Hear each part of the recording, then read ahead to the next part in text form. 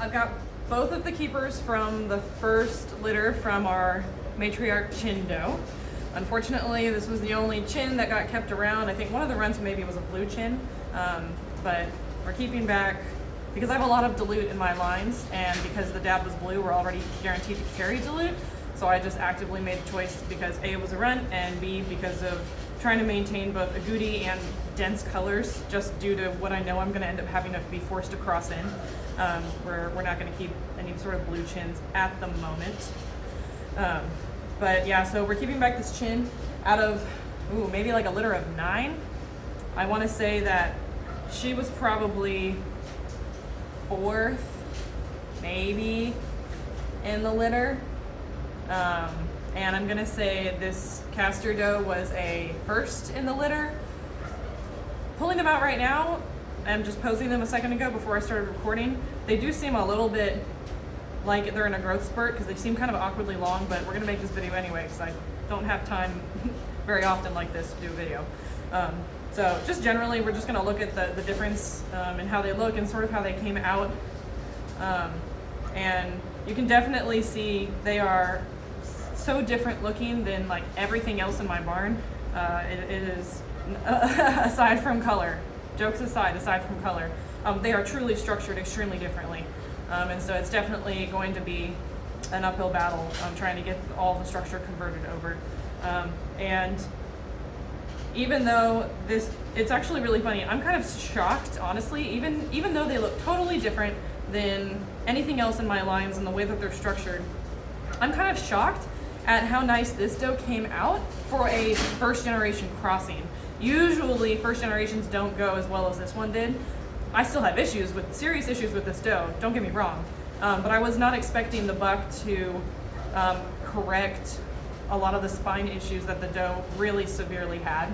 And look, I got this nifty, well, it was new until my toddler found it, so ignore the dents and the weird green markings that I can't get off because it didn't get out to the rabbitry before she found it. But I kind of just wanted to, instead of pulling a rabbit out and then just trying to like show you the issues I had with mom's type, I just have like a whiteboard to just kind of like do a quick demonstration. So you guys are so behaved. Thank you, I appreciate that. So like the biggest issue that I had with my chin doe that we started with was 2 things. One was that she has this really strange head carriage, and it's just like the way when you push her head down into her shoulders, like it almost feels like there's some sort of weird hooked spine thing going on. Like her head will not compact into her shoulders at all. And so I know that there's going to be a little bit of a battle with, like what I'm going to call compactability, but it's like, like the ease of posing, how natural it feels, like how their head comes down into their shoulders when you try and pose them, right? Transitions from shoulders are probably going to have like dips or awkward transitions from the top for a while. And so I felt that in the babies initially, but I do feel like they seem like they're improved as they get older. So that's reassuring. But I did feel that in a lot of the 4, 6, 8 week olds whenever I was sorting through them. And so there's definitely like a shoulder connection issue or a head carriage connection issue. And then the major problem I have with her spine is that it's just like literally the shape of a C. I mean, it's like here's her head and her awkward transition shoulder, and then her spine literally just goes like this. And it literally just makes this awkward C shape. And so the part of the problem for me is that this is going to be such a correction, because first we have to correct this structurally. Like I'm talking about the way that I perceive spine structure. So it's like first I have to correct the structure that brings the spine outward and not curled and undercut underneath the rabbit.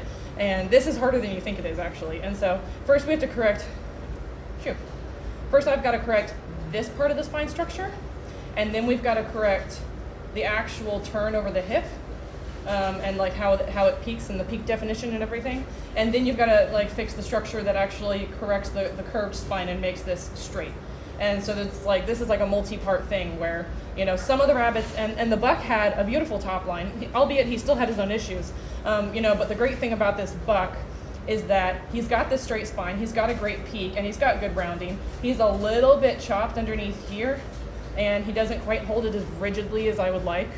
But he does produce this function where it helps the peak push back, and he does have a correct structural peak across the actual spine skeleton itself, and he doesn't slide off too severely.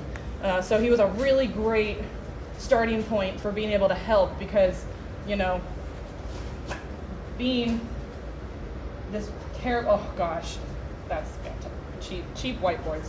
You know, being this like horrible C shape is just so difficult to fix, because this is like, it's essentially like a curved rise, an early peak right behind the rib, and then like a horrible slide off function happening over the turn of the hip, and a severe undercut.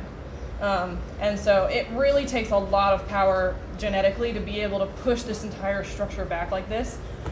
It's a lot. So we're definitely an uphill battle. The dough was free, don't at me. And it was really funny because I had a complete range of spectrums of the babies across the entire litter. I did not do a full litter evaluation on this one. I have not had the time. I'm gonna maybe do them later, but I did not have the time to go through 9 babies in a big instructional video. And honestly, I would have rather done it at this age, at 12 weeks, because it's much more obvious. Tiny babies are really hard to show like structural things, because they're just so squishy. And once they like firm up and they really hold more of a rigid muscular structure, you can see the structural things a lot more easily. But on babies, it's really more of a feel and just instinct and experience, knowing how that's going to mature. And I just don't have the time and space to be growing out 12 junk babies or 10 junk babies, whatever the size. It was a huge litter, whatever junk babies, just to do a demonstration video right now. I don't. I would really love to do it more in the future, but I just don't right now. So here we are with the 2 that I'm going to keep. Okay, we're gonna put this away for now.